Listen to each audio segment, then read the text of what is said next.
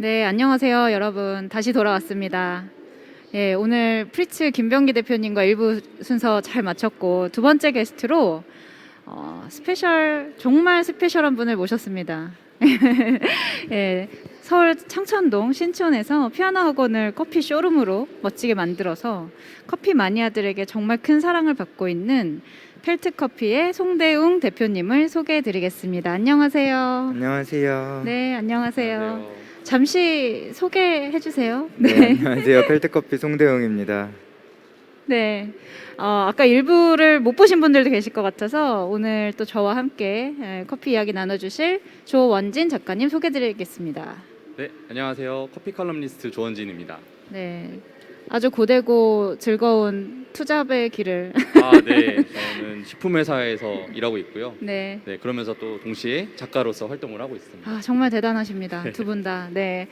자, 그러면 오늘 펠트커피와 함께 나눌 이야기는요. 펠트커피의 성장 스토리를 같이 이야기를 해볼 텐데 제가 부제를 뭘로 달았냐면 덕후들이 만들어가는 세상이라고 달았습니다. 예, 커피 씬에 워낙 덕후들이 많이 계시는데 그 중에서도 덕후 중에 덕후로 통하는 우리 송대웅 대표님의 이야기를 좀 들어보려고 하는데요. 사실 커피라는 거 굉장히 대중적인 음료가 되어 있는데 예, 그 안에서 이제 정말 한 분야에 정말 깊이 파고드는 이 덕후들이 어떻게 이 씬을 변화시키고 만들어가고 있는지에 대한 이야기를 그냥 편안하게 이야기를 나눠주셨으면 좋을 것 같고요. 먼저 대표님에게 질문드리기 전에 저는 아까도 말씀드렸지만 정말 많은 카페를 한국과 전 세계를 돌아다니면서 많이 경험을 해보신 조원진 작가님께 먼저 여쭤보고 싶어요. 펠트를 처음 보셨을 때 기억하시는지, 그리고 그때 느낌이 네네. 어땠는지, 지금처럼 성장할 거라고 감히 예상하셨는지 이 세 가지 질문 드려보겠습니다. 네. 일단은 사실 펠트를 열기 전부터 저는 송대용 대표하고 또 같이 하고 있는 김영현 대표하고도 좀 친분이 있어서 매장을 연다는 소식을 듣고 이제 오픈 전에 매장을 가봤는데 깜짝 놀랐어요. 그러니까 매장 오픈 전에랑 오픈을 한다고 했을 때랑 공사하다만 느낌처럼 의자도 없고 그리고 뭐 영업 시간도 물어보니까 6시 끝난다고 그래가지고 저는 되게 약간 속으로 되게 고민을 많이 했어요. 이 형들이 여기서 끝나는 거 아닌가. 동생의 네, 걱정. 네. 이러다가 커피 업계에서 더 이상 볼 수 없는 게 아닌가 이런 막 걱정을 되게 많이 했는데 네. 이게 약간 기우였었어요. 그러니까 지금 다시 돌이켜 생각해 보면 송대영 대표는 되게 어떤 사업적인 어떤 인사이트가 굉장히 뛰어난 사람인 것 같고요. 지금도 펠트가 보여주고 있는 것들이 그렇듯이 그래서 당시 그 6시까지밖에 하지 않았던 그 쇼룸이 커피 업계는 굉장히 파격적인 어떤 모델이었던 것 같아요. 그래서 이제 보면은 송대웅 대표가 이런 얘기를 했었거든요. 자기가 패션 쪽에 관심이 되게 많았는데 패션 같은 경우에는 어떤 피드백이 오기까지 그러니까 준비 기간도 굉장히 오래 걸리고 또 그 결과물에 대한 피드백이 오기까지 한 6개월 정도가 걸린다는 얘기를 들었어요. 근데 커피는 피드백이 바로 오더라 라는 얘기를 하면서 쇼룸을 오픈하셨거든요. 근데 그게 어떻게 보면 좀 적중을 했던 것 같아요. 그래서 이제 소비자들의 반응이 즉각 들어오고 또 어떤 것들을 원하는지 좀 알 수 있기 때문에 그런 쇼룸 형태의 매장이 사업 영역을 확장하는 데 굉장히 모범이 되었고요. 그 이후에도 이제 펠트가 시도한 여러 가지 그런 디자인이라든지 인테리어 이런 것들이 업계에 엄청난 영향력을 미쳤던 걸로 저는 알고 있어서 그때 걱정했던 거를 생각해 보면 지금은 굉장히 좀 많은 생각들이 좀 들곤 합니다. 네. 왜 그렇게 걱정을 시키셨어요, 대표님? 직접 들어보겠습니다. 처음에 펠트 시작할 때 어떤 생각, 어떤 목표, 어떤 철학을 가지고 시작하셨고 조 작가님 같은 커피 씬에서 그래도 오래 보아왔던 사람들이 보기에도 굉장히 낯설고 어떻게 보면 걱정스러울 정도의 좀 새로운 시도들이었던 것 같은데 어땠습니까? 지금 지나고 6년, 5년 전인데요. 지금 지나고 얘기를 들어보니까 되게 뭔가 엄청 많이 계획을 한 것 같고 뭐 생각이 있어 갖고 한 것 같은데 사실 뭐 그때는 그렇진 않았었어요. 그냥 뭐 일단은 쇼룸을 그게 2015년도였고 그때 이제 쇼룸을 만들어야겠다. 원두 저희가 신도림에 공장은 가지고 있었는데 이제 조그마한 로스터기랑 되게 작은 이제 공간에서 로스팅하는 공간이 있었는데 이따가 쇼룸을 만들어야겠다 하다 자리를 보다가 그 자리에 이제 꽂혀가지고 계약을 하게 됐어요. 그래서 계약은 했는데 덜컥 계약은 했는데 돈이 없어서 이제 공사도 되게 천천히 진행을 했고 거의 다 이제 직접 하면서 진행을 했었고 네. 그래서 거기 간판도 일단 달지 않았었고 원래 네. 있던 간판도 떼지 않았는데 간판을 그 자리에 달아서 누가 그 간판이 있다는 건 지나가다가 여기가 카페구나 하고 들어와야 되는 건데 유동인구가 아예 없으니까 네. 사실 간판가 있나 그렇죠. 네, 해서 간판에 달지 않고 그냥 원래 있던 그 음파 피아노 간판을 그대로 두고 그래서 그렇게 영업을 했고 처음에는 뭐 일단 테이블도 없었고 거기는 그냥 커피를 마시고 잠깐 앉아 있다 갈 수 있는 공간이었으면 좋겠다라고 생각은 했었어요. 네. 그래서 빨리빨리 테이크아웃을 하고 커피를 마시고 가고 아니면은 와서 뭐 커피 저희 원두 테이스팅 해보고 싶으신 분들이 와서 같이 뭐 테이스팅도 하고 할 수 있는 공간을 만들려고 처음에 계획은 했었는데 막상 이제 조 작가님이 이렇게 얘기해 주시니까 되게 근사한 계획이 있었던 것 같네요. 다 계획이 있었구나. 뭐 이런. 아, 네. 네. 감사합니다.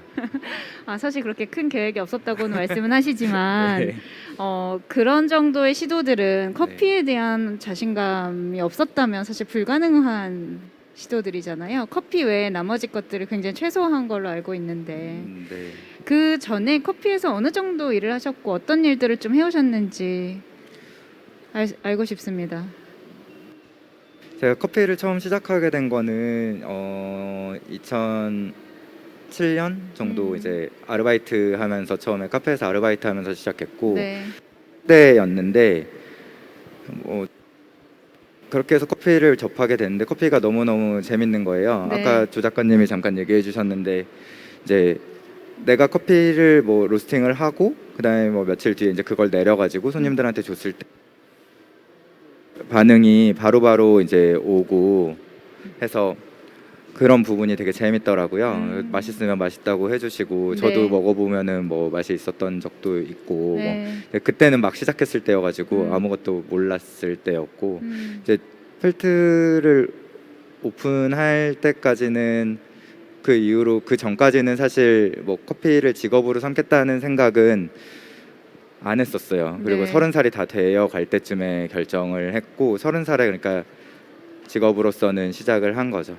그 처음에 아까 얘기하셨었는데 네, 커피에 대해서는 자신감은 있었고 네. 김영현 대표랑 저랑 같이 이제 로스팅하고 원두 이제 납품하고 하고 있었는데 이제 어디 가서 먹어봐도 커피로는 정말 자신이 있었거든요. 네.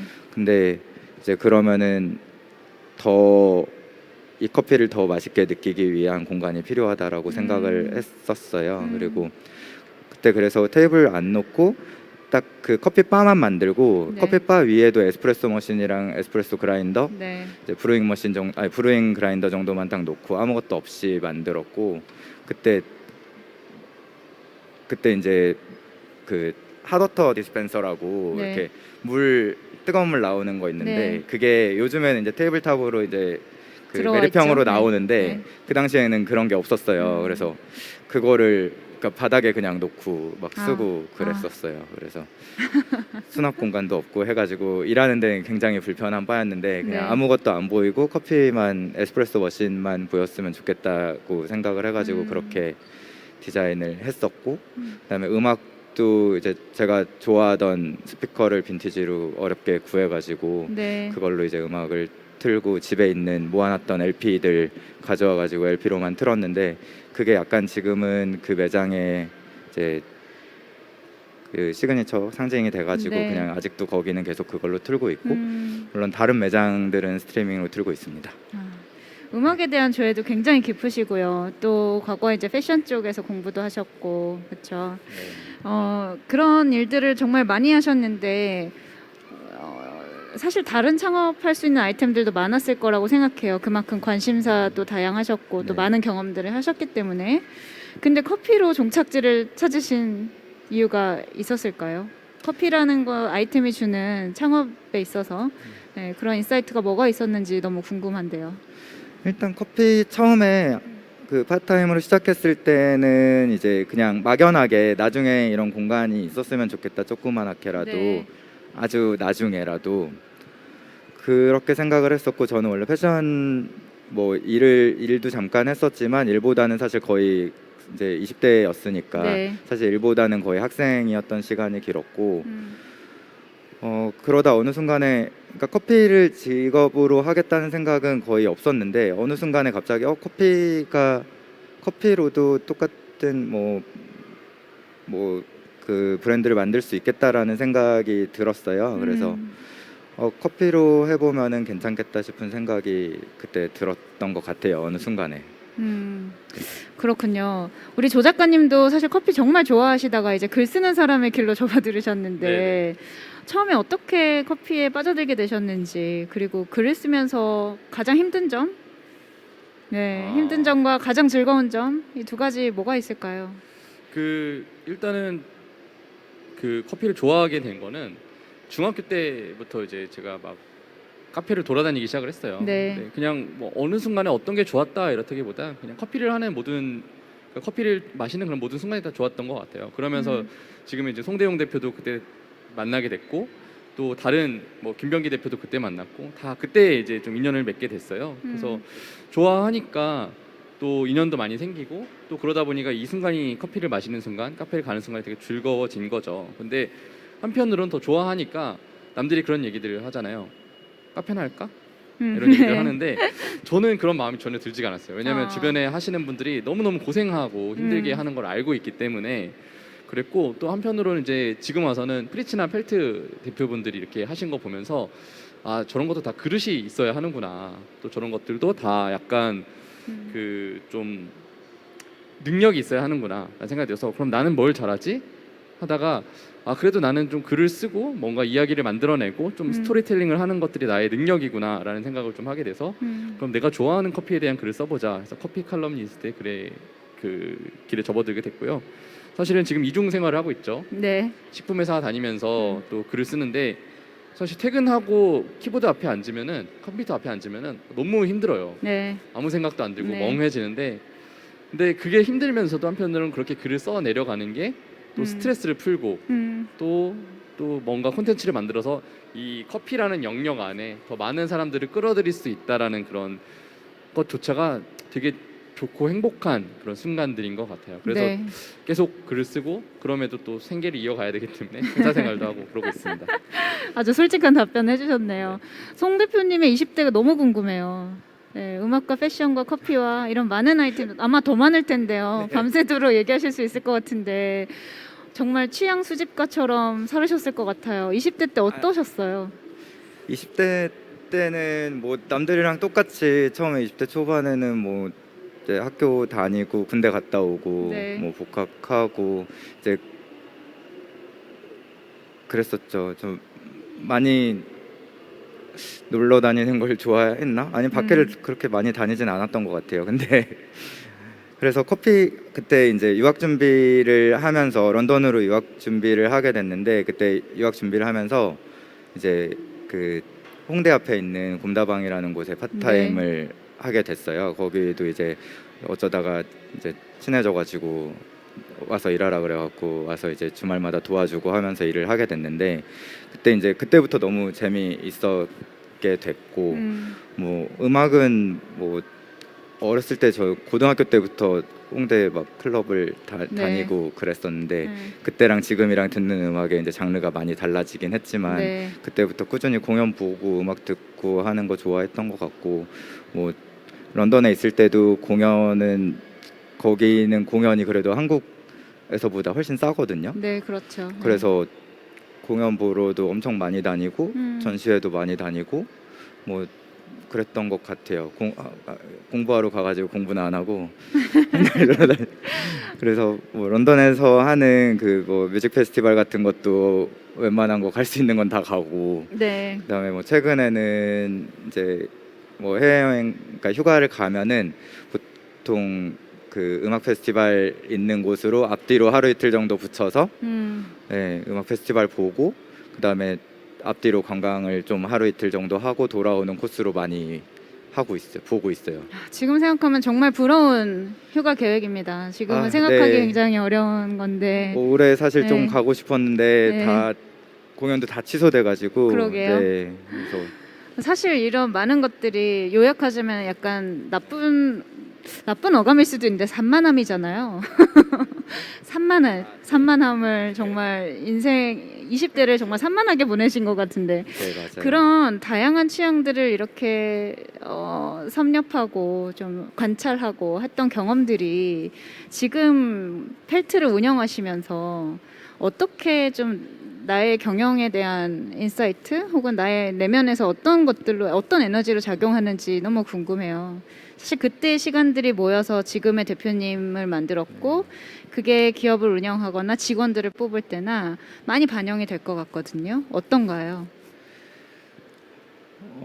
많이 반영이 되는 것 같긴 한데 그게 네. 딱 이제 이것 때문에 이렇게 됐고 이것 때문에 음. 이렇게 됐고 이렇게 그런 게 아니라 그냥 그랬던 시간들이 쌓여서 지금의 제가 있는 것 같아요. 그래서 약간 좀 취향이 확실한 편이어가지고 네. 네, 그러니까 네. 아닌 거 아니다고 하고 음. 네, 좀 그런 스타일이긴 하고 저희 이제 지원서 받을 때 네. 제가 항상 묻는 질문이 있는데 그 1번 질문이에요. 그게 커피 외에 좋아하는 것에 대해서 말해주세요 라는 질문인데 이제 저는 그게 꼭 커피가 아니더라도 그러니까 어떤 것이든지 어떤 것을 좋아했냐에 상관없이 그걸 얼마나 어떻게 좋아했냐가 되게 궁금해서 하는 질문이었거든요. 네. 그래서 뭐 하나를 그렇게 좋아해 본 적이 있는 사람은 분명히 어떤 또 재밌는 것을 만났을 때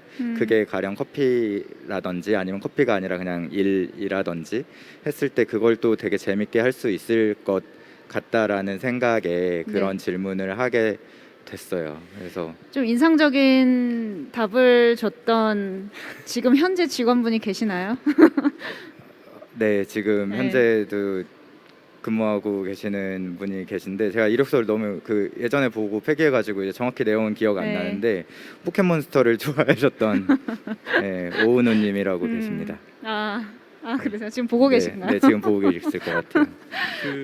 저도 질문 한번 들어보고 싶은데 그 펠트를 만들 때 우리가 좋아할 만한 것들은 뭔지라고 고민을 하면서 그 요소들을 카페에 넣었다라는 얘기를 해주셨어요. 근데 직원들에게도 취향을 물어보셨잖아요. 그러면 포켓몬을 좋아하는 직원의 취향이 어떤 카페에 반영이 된다거나 아니면 어떤 다른 취향? 그러니까 직원들이 확고한 어떤 취향을 가지고 있으면 그 취향들이 매장에 반영되거나 카페 운영에 영향을 미쳤던 사례가 혹시 있을까요? 아니요, 그렇지는 못할 것 같아요. 그게 어떤 한 개인들이 다 모이다 그런 취향들이 다 모든 걸 다 받아들이면은 약간 하나의 일관성이 좀 없어질 것 같아요. 그래서 하나의 일관성은 있되 근데 항상 의견 나눌 때 뭐 같이 얘기를 많이 하려고 하는 편이에요. 근데 뭐 모든 걸 다 받아들였다가는 이제 뭐 백화점처럼 되겠죠. 정신은 산만. 네. 네. 그런. 네. 그러니까 하나의 어떤 일정한 어떤 흐름을 가지고 있대 거기 안에서는 어떤 다양성들을 좀 포용해 가는 그런 방향으로 좀 가고 있다라고 좀 정리를 해보면 될까요? 사실 펠트는 대표님의 취향과 대표님의 관심사가 정말 많은 공동 창업자분들과의 그게 완전히 녹아 있는 것 같아요. 네. 지금 또 이렇게 카라멜 라떼라는 분이 댓글로 질문을 하나 주셨어요. 펠트를 정말 많이 가시는 분인 것 같습니다. 테이블에 있는 매장에 있는 테이블 배치가 굉장히 인상적인데 다 한 방향을 바라보고 있는 이유가 있냐라는 질문을 해주셨어요. 그렇죠. 네. 대표님께서 답을 해주셔야 될 것 같아요. 네. 공간에 대한 이야기인 것 같아요. 네. 저거는 일단은 처음에 그러니까 첫 매장은 전부 다 바를 보게 되어 있었고 그 바를 보게 만들었던 이유는 뭐 공간도 공간이고 그리고 그 커피를 만드는 모습부터 해서 커피를 내어줄 때까지의 모습을 좀 보여주고 싶은 것도 있었고요. 근데 광화문도 이제 마찬가지고 근데 저기 도산공원을 얘기하시는 건가 모르겠는데 네. 도산공원 이제 다 바깥을 보고 있어요. 맞아요. 네. 근데 약간 거기는 거기는 이제 저 혼자 결정한 건 아니고 네. 인테리어 업체랑 이제 음. 그쪽이랑 같이 구상을 했던 건데 몇 개 안 중에 그 바깥에 정원을 보면서 네. 그 도심 한복판에서 정원을 보면서 커피를 마시면 좋겠다라는 이제 큰 아이디어에서 나무가 하나 나온 거. 있잖아요. 네네네. 네. 그래서 뭐 제가 뭐 단독으로 결정할 수 있는 건 아니었어요 그때는. 네. 지금도 펠트가 매장을 내거나 할 때 가장 중요하게 생각하는 요소들 몇 가지가 있다면 어떤 것들이세요? 그 매장으로서의 어떤 저는 당연히 1번이 커피 맛, 커피 퀄리티고요. 네. 그다음에 그쪽에 오시는 손님들 그냥 어떤 사람들이 있는 지역인가 아니면 어떤 사람들이 우리에게 어떤 사람들이 커피를 마시러 오실지 뭐 그런 거를 생각하는 것도 있고 그리고 그다음에는 음악 저는 이제 매장 네. 인테리어 시작하면 항상 제일 먼저 고르는 게 음악. 네. 스피커를 네. 뭘 살까. 네. 광화문점에도 뭐 어마어마한 게 있잖아요. 네. 네. 그렇습니다. 그래서 스피커를 뭘 살까 항상 제일 먼저 저는 고민을 합니다. 커피를 마시는 공간에서 음악이 왜 네. 그렇게 중요한 요소라고 생각하세요? 어떤 기능을 한다고 생각하세요?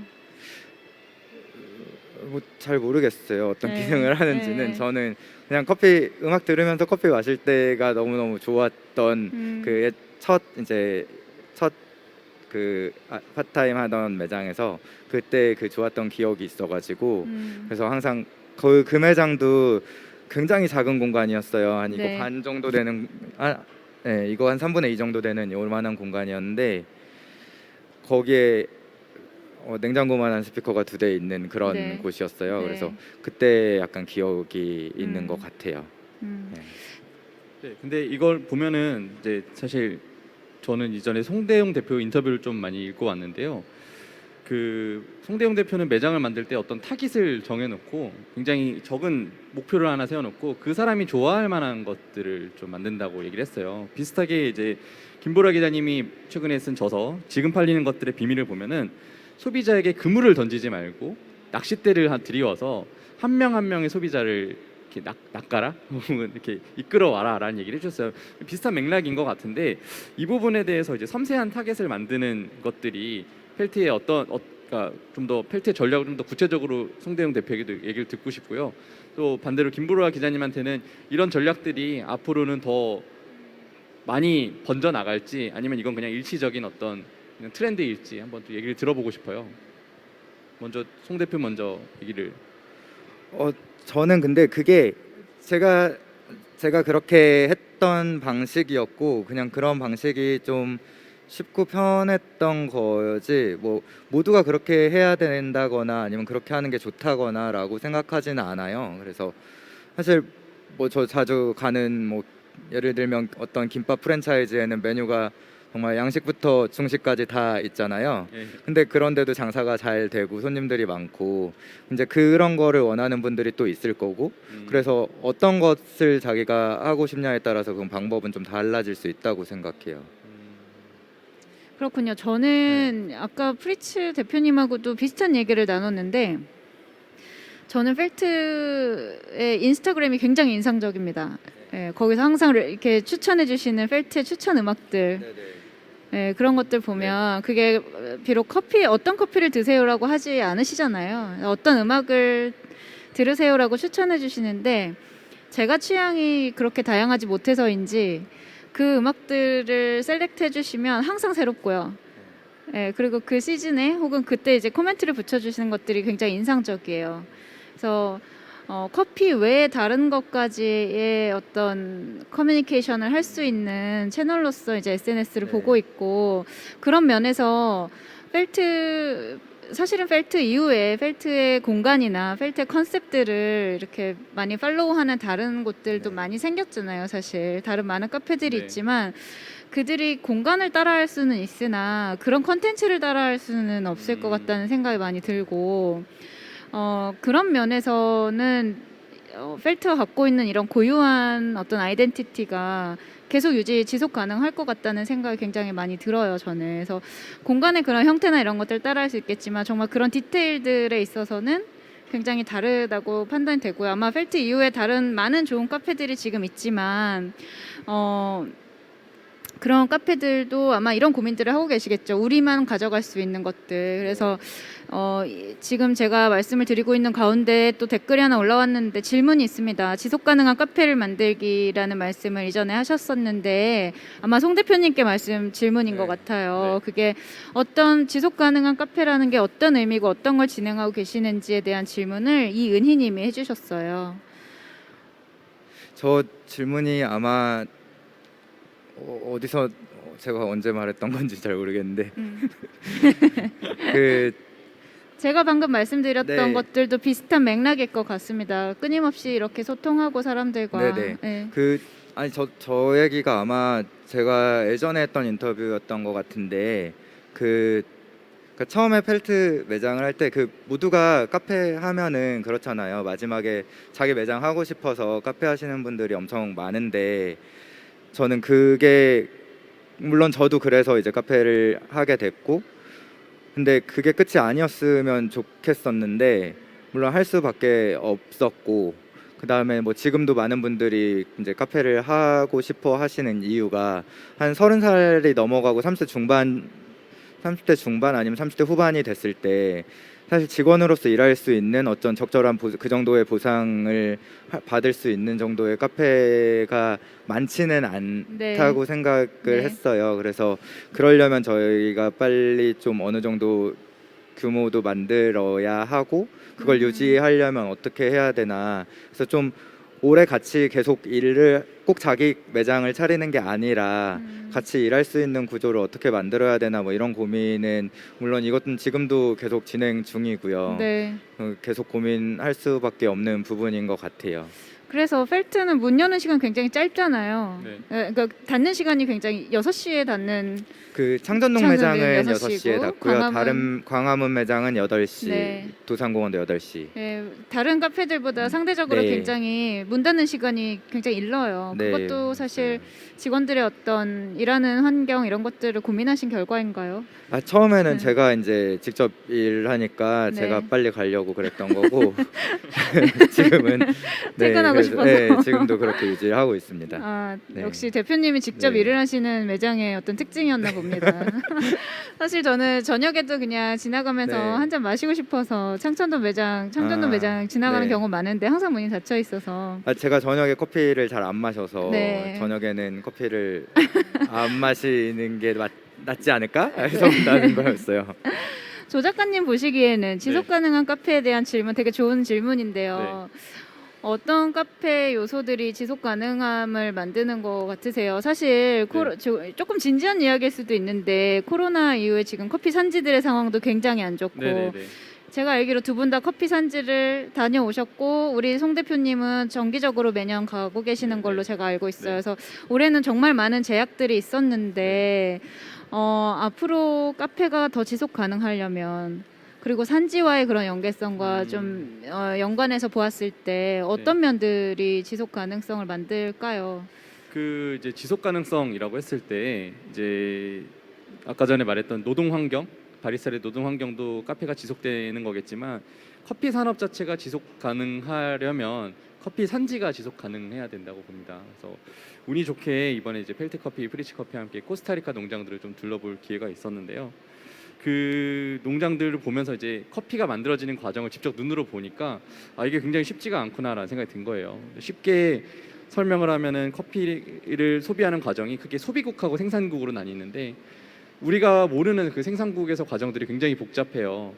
그러니까 커피를 오랫동안 3년에서 5년 동안 길러서 열매를 맺게 하고 그거를 피킹을 하고 또 가공을 하고 또 후가공을 또 처리를 한 다음에 또 수출 업무를 통해서 선적을 하는 과정까지가 굉장히 오래 걸리고 힘든 과정이거든요. 근데 반면에 소비국에서는 생두만 가져와서 그걸 볶아서 팔면 되는 거예요. 그걸 소비하면 되고요. 근데 그런 어떤 소비국과 생산국의 밸런스에 비해서 비용은 거의 대부분 생산국에서 부가가치를 창출해서 가져가는 구조거든요. 그래서 이제 스페셜티 커피 업계의 가장 큰 화두 중에 하나가 윤리적인 소비라고 저는 생각을 하는데요. 네. 윤리적인 소비의 연장선상에서 다이렉트 트레이드, 공정무역이라는 개념이 탄생을 했고요. 그리고 이 다이렉트 트레이드나 공정무역은 생산국, 커피를 생산하는 산지에게 좀 더 정당한 이윤이 돌아가게 하자라는 그런 좀 얘기를 하고 있어요. 근데 이런 것들이 얼핏 소비자들에게 얘기를 하면 굉장히 어려운 것이라고 좀 생각이 될 수 있는데 가깝게는 펠트나 프리츠에서는 지속적으로 이 산지에 대한 이야기 혹은 산지에 대한 정보 같은 것들을 꾸준히 공유를 하고 있어요. 그래서 심지어는 매장에 가서 내가 이 커피를 마셨는데 이거 어떤 커피예요? 라고 물어보면은 그 커피에 대한 얘기를 산지에서부터 전달해 줄 수 있는 게 이 프리츠 커피, 펠트 커피의 장점이라고 생각을 합니다. 그렇죠. 네, 네. 또 간단하게는 이제 뭐 꼭 프리츠 펠트가 아니더라도 여러분들 흔히 볼 수 있는 길거리 프랜차이즈 카페들도 이런 노력들을 좀 하고 있어요. 기업으로서의 사회적 의무를 다하는 건데 네. 최근에 이제 파리바게트라는 브랜드에서 발효 커피를 좀 출시를 했죠. 근데 이 발효 커피가 농장하고 직접 소통을 해가지고 다이렉트 트레이드로 가져오게 된 거예요. 아. 근데 이런 것들이 커피 업계에 좀 최대 화두인 이런 시도들을 하면서 또 다이렉트 농장들의 부가가치를 좀 창출하는 데 도움을 주고 네. 다이렉트 트레이드를 하고 이런 것들이 기업의 시도들이 굉장히 어떻게 보면 커피 산업의 지속 가능성을 늘리는 일이거든요. 근데 이런 것들이 소비자들이 기업이 했네라고 하면서 관심을 가지고 심지어는 또 왜 쟤는 저렇게 했어라고 좀 비판적으로 보는 일조차도 커피 산업의 좀 지속 가능성을 늘리는 일이 아닐까라는 생각을 좀 저는 해봤습니다. 네네. 그렇네요. 네. 아, 진짜 좋은 말씀이신데 사실 소비자들이 그거를 인지하고 먹기에는 네. 아직까진 제약이 많은 것 같고 네. 정보가 불충분할 수도 있고요. 네. 대신 커피를 이렇게 만드시고 이 산업에 종사하시는 분들이 먼저 이렇게 전파하는 부분들이 더 큰 것 같아요. 그런 면에서 프리츠, 펠트, 또 리브레 같은 이런 많은 좋은 회사들이 그런 일들을 좀 앞장서서 해오셨는데 네. 송 대표님이 보시기에는 커피를 좀 올바르게 소비하는 방법? 지금 커피를 정말 많은 사람들이 너무 많이 네. 마시고 있지만 네. 이 한 잔에 대한 어떤 의미나 이게 어디서 왔고 어떤 커피이고 내가 이거를 마셨을 때 어떤 영향 그리고 어떤 의미를 갖고 있는지에 대해서 그렇게 깊이 고민하진 않는 것 같아요. 이제 네. 일생제가 됐기 때문에 그런 면에서 커피를 좀 올바르게 마시는 방법은 어떤 게 있을 거라고 좀 생각해 보셨나요? 일단은 좋은 커피를 많이 마셔 주시는 게 소비자로서 할 수 있는 제일 네, 1번이고요. 좋은 커피라 함은 뭐 이제 뭐 스페셜티 커피라고도 하고 아니면 그냥 집 앞에 있는 카페에 좋은 원두 사용하고 잘 만드는 카페에 가서 그런 커피 많이 마셔주면은 도움이 되죠. 아무래도 제가 산지에 가기 시작한 게 지금 이제 올해로 6년 차 다녀왔고 네. 이제 내년에는 못 가게 돼서 네, 내년에는 이제 이메일로 그냥 오더를 하게 될 것 같은데 음, 이제 저는 처음에 이제 생두를 계속 보고 로스팅을 하고 커피를 마셨지만 책으로만 봤지 어떻게 생산이 되는지를 전혀 모르고 있었죠. 근데 막상 눈으로 봤더니 제가 처음에 책으로 배웠던 거랑 상상했던 거랑은 또 많이 다른 거예요. 그리고 뭐 나라마다 그 농장마다 이제 스타일도 많이 다르고 그 방법이나 그런 어떤 수출 방법이나 이런 것도 많이 다르고 네, 차이가 많이 나더라고요. 그래서 그런 부분이 좀 재미있었고 이제 저는 스페셜티 커피 처음 접했을 때 특별했던 거는 이제 그 전까지는 커피가 그냥 뭐 그 나라 이름 정도나 아니면 거기에 이제 등급 정도가 붙어 있는 커피들이 많았어요. 네, 한 10년이 그렇죠. 훨씬 더 됐죠. 네. 15년 전에.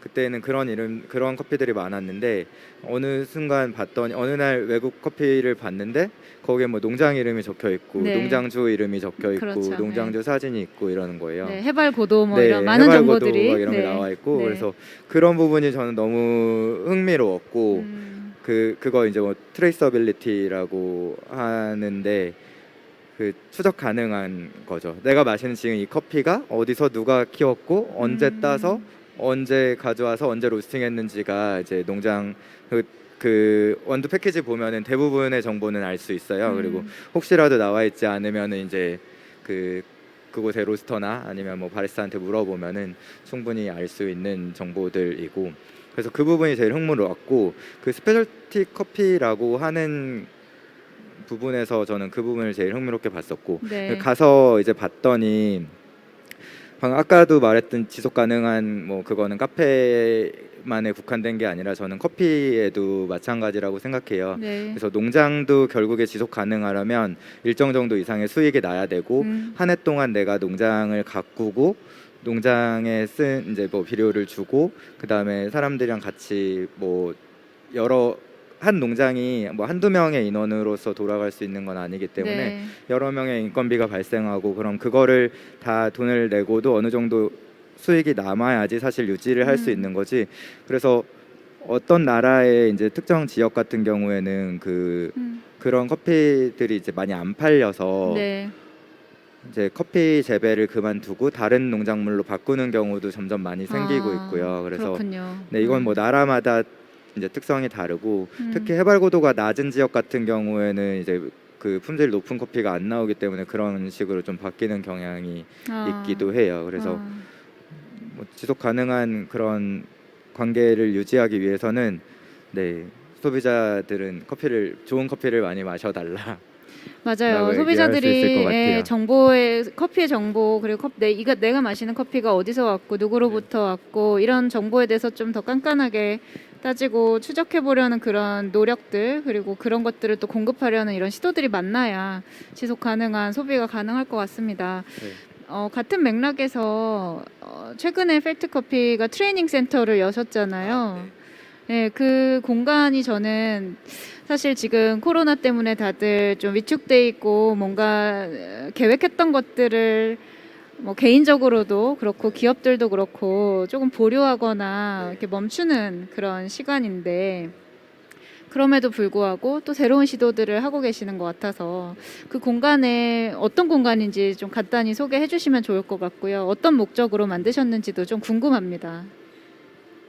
네, 뭐 일단은 그 코로나 시기인데 이렇게 어쩔 수 없이 했는데 그 원래는 저희가 그 사무실이랑 이제 그런 QC 하는 공간으로 사용하던 공간이에요. 그래서 이번에 새롭게 리모델링을 하면서 이제 바꾼 거고 이제 목적은 크게 두 가지로 볼 수 있는데 하나는 저희 내부